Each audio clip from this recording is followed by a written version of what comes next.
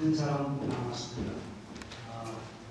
이 6번째 발표가 끝나면 20분 정도 중간 휴식을 가질 텐데요. 여기 문 바깥에 로비에 다과가 준비가 되어 있습니다. 그래서 여러 가지 과자도 있고 와인도 있고 여러분들 휴식 시간이 10분 후에 휴식 기대하시고 마지막 발표를 들어주기 바랍니다. 6번째 발표자는 건양대학교의 박한슬 군입니다. 주제는 사회 변화에 맞는 군 장병의 상담실에 관한 설계라고 하는 내용입니다. 요즘에 우리 병역 문제가 많이 사회적으로 여러 가지 문제가 되고 있기 때문에 그런 곳에서 이관으로 발표가 되겠습니다. 충성!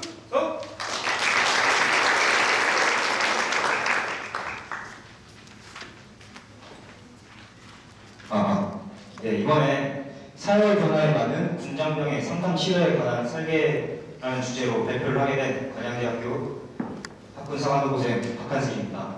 제가 군사학과를 전공하고 있지만 또 복수 전공으로 심리상담 치료학과를 복수 전공하고 있는데 이런 것들을 배우면서 이 군 상담 치료에 대해서 상당히 많은 관심을 갖게 되어서 이번에 이 주제를 제 논문 주제로 선정하게 되었습니다.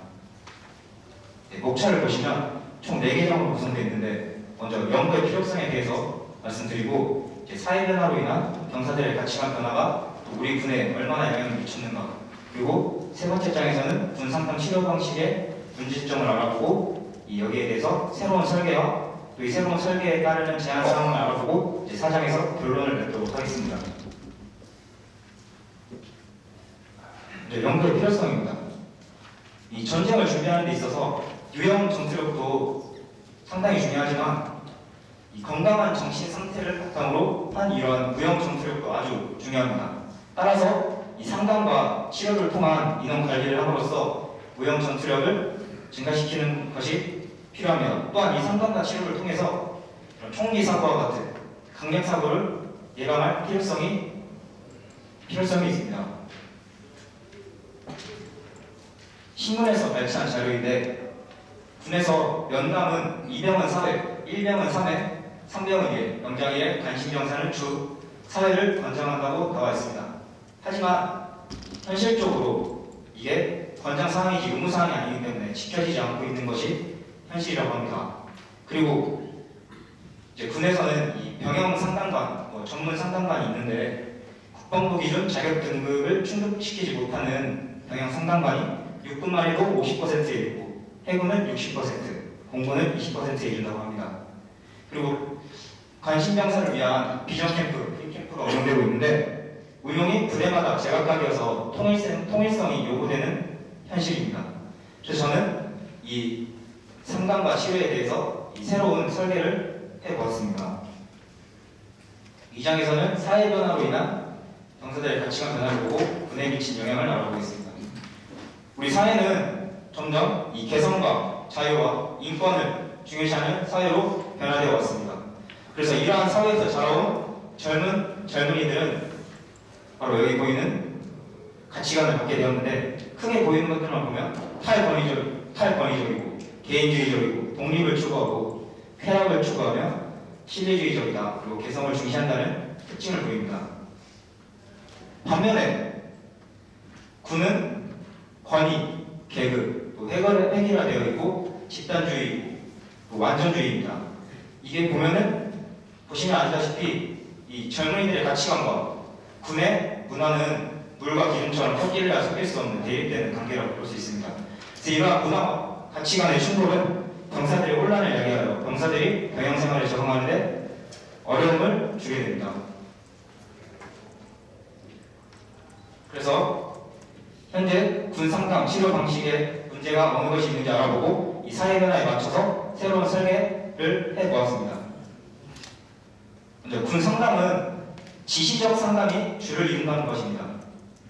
이 상담을 이루는 사람은 두 사람이 있습니다. 상담자와 내담자로 이루어져 있는데, 이 상담자는 말 그대로 상담을 해주는 사람을 말하고, 내담자는 그 상담을 받는 사람을 의미합니다. 군으로 치면 상담자는 장교, 간부라고 할 수 있고, 내담자는 병사들이라고 할 수 있습니다. 그래서 이 지시적 상담은 상담자가 상담을 주도하고 상담자가 내담자보다 더 말을 많이 합니다. 말을 더 많이 하고 이 내담자가 호소하는 고민이나 문제 등을 그 상담자가 문제 해결 방안을 제시해주면서 이렇게 하고 지시적으로 일방적으로 소통하는 게 지시적 상담인데 이 군이라는 문화가 수직적 관계 하에서 상담이 이루어지다 보니까 당연히 지시적 상담이 될 수밖에 없고 또 문제 해결을 빨리빨리 해야 또 군 문화에 맞기 때문에 천천히 뭐 병사들의 이야기를 들을 만한 여유도 없고 그래서 이해와 공감이 없는 일방적인 소통만 하게 되는 그런 한계가 있습니다. 지시적 상담은 물론 효과가 있습니다. 일시적인 효과는 있지만 그 병사들을 장기적 차원으로 봤을 때 장기적으로는 도움이 되지 못합니다. 다음은 이 지시적 상담을 하다 보면 지적 해석이라는 오류에 빠지게 됩니다. 이 지적 해석이란 상담자가 내담자에게 정확한 진단을 내리는 것과 같은데 예를 들어서 의사가 환자한테 검사 결과표를 보고 당신은 무슨 병입니다. 이런 식으로 말을 해주고 이런 식으로 치료할 수 있습니다. 라고 말하는 것을 지적 해석이라고 하는데 지적 해석은 내담자의 의지가 없으면 아무 효과가 없는 그런 방식입니다. 그래서 예를 들면 의사가 건강검진표를 보고 환자에게 간이 안 좋으니까 술을 좀 끊으셔야겠습니다. 이랬는데 환자는 아직 안 아프니까 지금 상태가 심각한 줄 모르고 자기는 건강한 줄만 알고 그리고 자기가 그 문제에 대해서 수용하지 않고 의지가 없기 때문에 아무리 올바르게 진단을 해주고 해결 방안을 제시해줘도 결국 행동에는 변화가 없는 것입니다.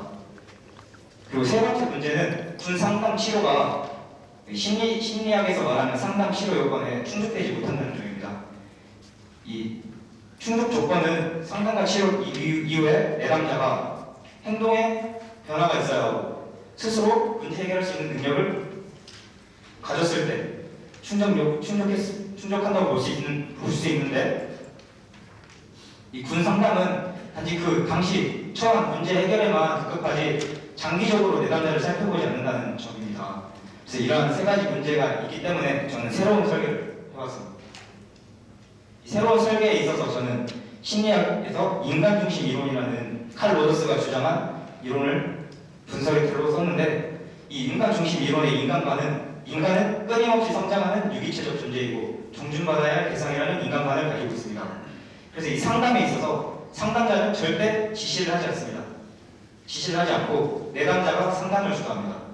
그래서 여기서 이해와 공감이라는 표현이 나오는데 이해와 공감은 이 인간중심 치료에 있어서 팥빙수의 파처럼 뗄래야 뗄 수 없는 그런 것이라고 볼 수 있고 상담자는 그저 옆에서 내담자가 자기 이야기를 할 수 있도록 이렇게 반응만 보여주지 문제 해결은 결국 내담자 스스로 한다는 점입니다.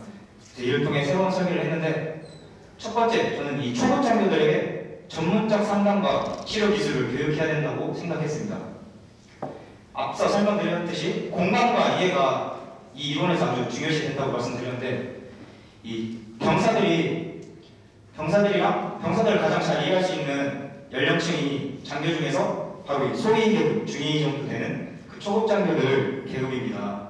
그래서 그 병사들과 거의 비슷한 환경에서 자라왔고 같은 경험을 했기 때문에 보다 병사들을 잘 이해해주고 공감해줄 수 있는 것입니다. 그래서 이러한 초급 장교들이 전문적 상담 기술과 치료 기술들을 배운다면 군상 첨화가 될 것입니다. 두 번째는 지시적 상담에서 비지시적 상담으로의 전환이 필요하고 전문 상담자와의 지속적 소통이 필요하다는 것입니다. 그래서 라포 형성이라는 게 나옵니다. 라포는 쉽게 말씀드리면 상담자와 내담자 사이에 신뢰관계, 서로 믿는 그런 관계를 말하는데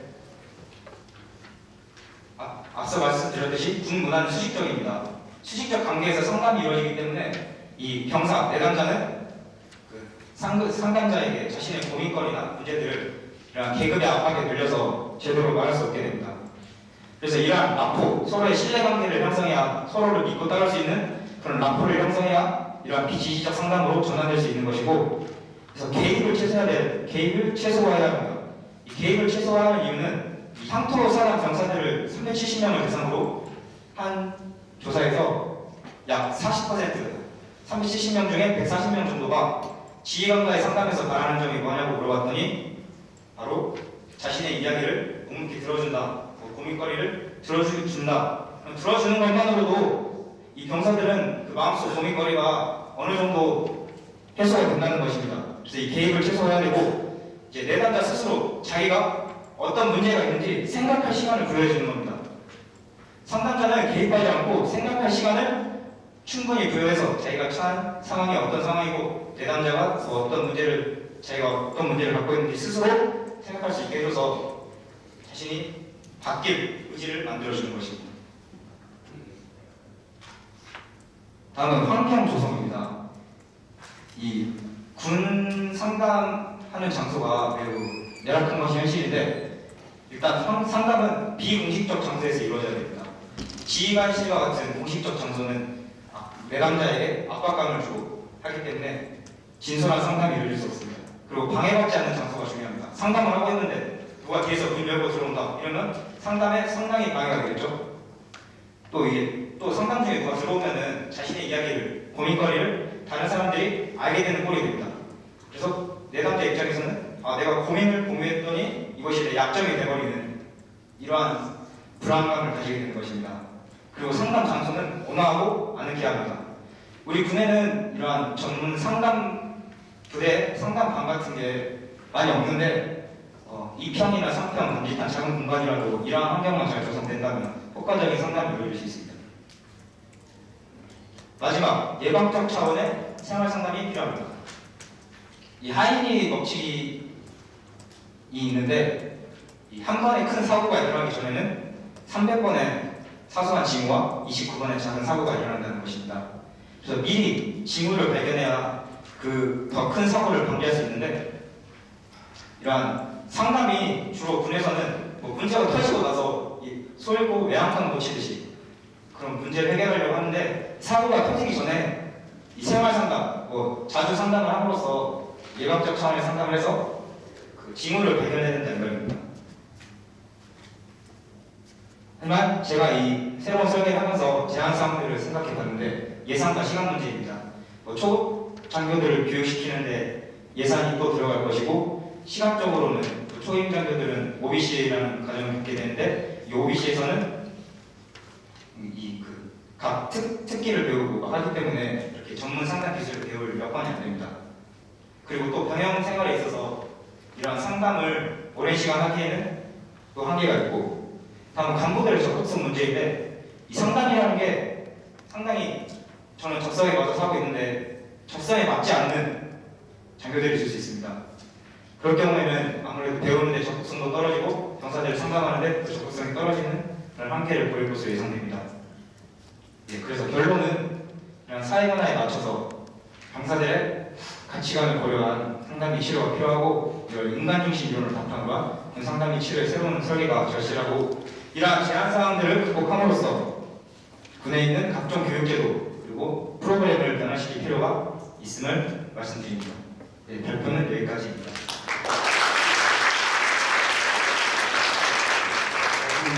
수고하셨습니다. 이렇게 해서 전반에 6사람 발표를 모두 들었습니다. 바깥에 다과가 준비되어 있으니까 다과를 드시고 4시 15분에 다시 시작하겠습니다. 시작하기 1, 2분 전까지는 자유를 돌아주시기 바랍니다. 감사합니다.